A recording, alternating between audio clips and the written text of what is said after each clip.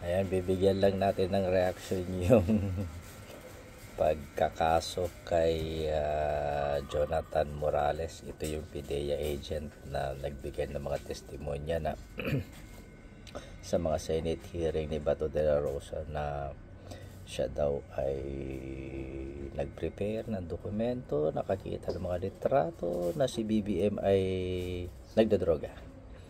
So hindi niya may present.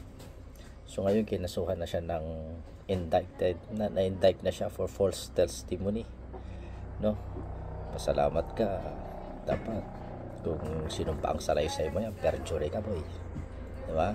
So ito yung nangyayari na ito yung magandang halimbawa ng hindi kailangan patawarin itong mga sinungaling at mga balasubas na to para sila sirain ng gobyerno. No? So, dito mo makikita na gumagalaw talaga yung pangil ng batas.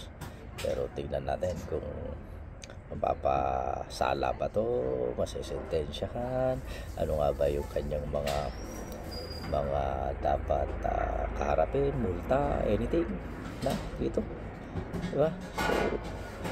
So, tingnan natin mabuti yung ginawa naman ng korte dito, napilahan siya ng kaso para naman magsilbing leksyon sa mga nais pang gayahin o tularan yung ginawa ni Jonathan Morales.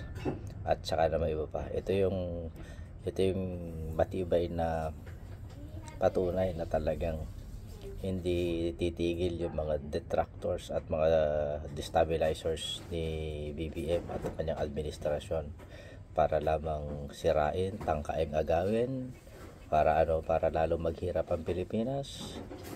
Bumalik na naman tayo sa panahon ng kabalasubasan na mananaig yung mga sinungaling at panlilin lang para makapagnakaw, para tayo'y lalong pahirapan, pagkakitaan ng kaban ng bayan.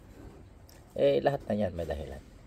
Negosyo at kung ano man, negosyo at kapangyarihan, pera ang tanging nakikita ko dyan na dahilan.